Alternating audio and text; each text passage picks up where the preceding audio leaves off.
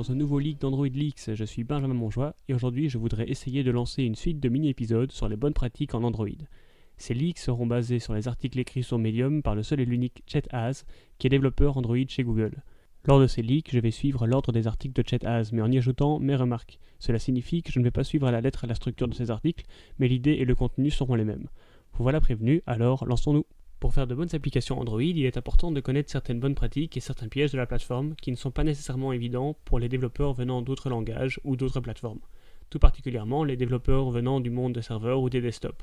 En effet, bien que les applications Android soient développées en Java, elles doivent se soumettre à certaines contraintes qui ne sont pas les mêmes que celles des autres plateformes. ChatAz s'est rendu compte lors de discussions avec des développeurs Android qu'il y avait beaucoup de connaissances en interne chez Google concernant ces bonnes pratiques, mais qu'elles étaient peu, voire pas documentées. Ces articles sont donc un effort commun de l'équipe qui développe Android pour tenter de documenter les points les plus importants. Bien évidemment, ces articles ne couvrent pas tout le développement Android de manière exhaustive. Il note aussi que ces articles sont orientés vers le développement d'applications en Java et non les applications utilisant le NDK, Native Development Kit, car celles-ci sont écrites en C ou en C++. Il y a donc d'autres contraintes, comme la gestion de la mémoire, mais cela ne veut pas dire que tout ne s'applique pas aux deux. Le premier de ces articles dont je vais parler dans ce numéro concerne les raisons pour lesquelles il est important de respecter ces bonnes pratiques. ChatAz tente à travers ce premier article de nous donner un peu de contexte. Tout d'abord, la mémoire. Bien que vous ayez probablement un très bon téléphone en poche, c'est loin d'être le cas pour tout le monde. En effet, la mémoire est une denrée rare dans le monde fantastique d'Android. Il y a de fortes chances que vous ayez un téléphone avec 2 Go de RAM ou plus, mais il existe encore une grande majorité de téléphones avec seulement 512 MB de RAM, voire moins. De plus, comme vous le savez probablement, contrairement à iOS, Android permet aux applications de tourner en tâche de fond. Bien que l'application au premier plan soit prioritaire sur les autres, cela ne veut pas dire que ceux-ci n'utilisent pas plein de mémoire. De plus, votre application ne sera pas forcément toujours au premier plan, elle non plus. Enfin, si votre application consomme beaucoup de mémoire, elle sera l'une des premières à être tuée par Android lorsque l'application au premier plan a besoin de mémoire. Et cela signifie que votre application devra se relancer entièrement à chaque fois que l'utilisateur voudra y accéder au lieu de se lancer depuis la mémoire. Cela donne alors une très mauvaise expérience à vos utilisateurs. Deuxième point soulevé par Chat, il est évident que le processeur de votre téléphone, aussi appelé CPU, est plus lent que ce que vous pouvez trouver dans un ordinateur ou encore plus dans un serveur. Dès lors, il est aisé de comprendre que ce qui s'applique à la mémoire s'applique aussi au processeur. Votre application se bat pour avoir du temps processeur au même titre que les autres applications qui tournent en tâche de fond. Votre application au premier plan est toujours prioritaire, mais elle subira quand même les moments alloués aux autres applications. Par ailleurs, même avec un bon processeur, votre téléphone ne va pas toujours faire tourner le processeur à plein régime pour économiser la batterie ou éviter que le téléphone ne surchauffe.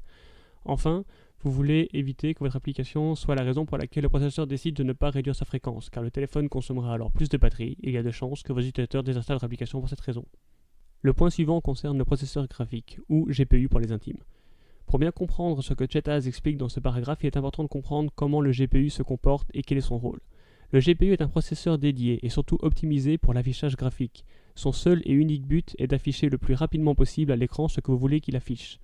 En Android, vous allez discuter avec le GPU en utilisant un langage qu'on appelle OpenGL. Ce langage de bas niveau permet de dire au GPU ce que vous voulez afficher et comment vous voulez l'afficher. Bien que vous n'allez probablement jamais écrire vous-même de l'OpenGL, Android le fait pour vous quand vous affichez une vue, une image ou toute autre information à l'écran. Quand un ordre d'affichage est donné, le GPU va dessiner l'image qui sera affichée dans un tampon, ou buffer en anglais, qui lui permet deux choses. La première est d'éviter d'afficher une image non finie à l'écran. C'est grâce à cela que nous voyons plus de vagues à l'écran comme c'était le cas il y a 20 ans.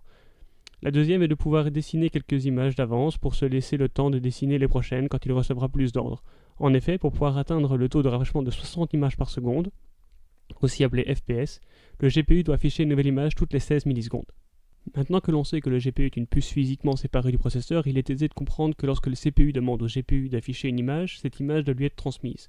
Plus cette image sera grosse et plus cela prendra du temps, risquant de délayer l'affichage de la prochaine image en donnant une impression de lenteur à votre application. Même le fait de sauter une ou deux images sur les 60 donne un sentiment de lag qu'il est important d'éviter. Le deuxième point soulevé par Chat concernant le GPU est qu'il dessine ce qu'on lui dit et si on dessine plusieurs fois les mêmes pixels, cela gaspille du temps de GPU et entraîne souvent des ralentissements visibles. Cela s'appelle l'overdraw. Il vous est possible d'afficher l'overdraw dans les options développeurs de votre téléphone pour vous assurer que votre application ne souffre pas trop de ce problème. Un autre point très important soulevé par ChatAz est le Garbage Collector ou GC ou ramasse-miettes en français. Ce mécanisme utilisé par des langages de haut niveau comme Java permet aux développeurs de ne plus se soucier de la mémoire ou du moins plus ou moins. En effet, il n'est pas nécessaire en Java de louer et de libérer la mémoire manuellement, car cela est fait pour nous par la machine virtuelle. Cela ne veut pas pour autant dire qu'il n'y a pas un coût. En effet, pour résumer, Java va louer la mémoire pour vous quand vous en avez besoin. Quand il tentera d'allouer plus de mémoire et qu'il n'y a plus de place, Java appellera alors le Garbage Collector qui va s'occuper de regarder tous les objets en mémoire et s'ils ont des références. Tous les objets qui n'ont plus de référence seront marqués comme pouvant être supprimés et puis dans un deuxième temps le seront. Or, lors de ces passages, Android bloquera toute activité pour être sûr que notre appel mémoire ne soit pas fait. Il est donc important d'éviter d'utiliser trop de mémoire pour éviter qu'Android ne gèle notre activité trop souvent. Par ailleurs, si même après avoir fait appel au garbage collector il n'y a pas de place, le code Java lancera un out of memory exception. Il est important de noter que depuis Android 5.0, la machine virtuelle d'Android n'est plus Dalvik mais ART. Et CART est plus performant que Dalvik concernant la mémoire et permet de bouger des objets en mémoire pour trouver de la place. Cependant, il y a toujours un impact. Je vous laisse vous renseigner plus en détail à ce sujet si cela vous intéresse. Chetaz poursuit son article en parlant du UI thread. UI signifie User Interface ou interface utilisateur. Le UI thread est le thread principal en Android. Il est d'ailleurs aussi appelé main thread en anglais. C'est dans ce thread que les instructions concernant les vues doivent être faites. Si vous ne le faites pas, vous allez avoir des comportements bizarres ou des crashs. Cette limitation permet d'éviter que l'affichage se trouve dans un état incohérent où un thread aurait demandé d'afficher quelque chose au même moment qu'un autre thread aurait demandé d'afficher quelque chose d'autre. Dans la pratique, tout débutant va exécuter toutes ses actions dans le UI thread et se rendra vite compte que son application est lente. En effet, comme mentionné précédemment, l'affichage doit se faire toutes les 16 millisecondes pour être fluide. Or, si le thread principal effectue trop d'instructions, il n'aura pas assez de temps pour rafraîchir les vues et votre application sautera l'affichage de certaines images, amenant ainsi une sensation de lag. Pour résoudre ces problèmes, il est nécessaire de créer des threads séparés. D'ailleurs, depuis Android 4.0, un appel réseau fait dans le thread principal générera une exception. Les points suivants concernent l'espace de stockage. Il est important de bien comprendre que tout le monde n'a pas un téléphone avec beaucoup de mémoire. Et même lorsqu'une carte SD est ajoutée, celle-ci est aussi utilisée par les autres applications. Si vous stockez des informations sur le téléphone, veillez à ce que l'utilisateur les y veuille.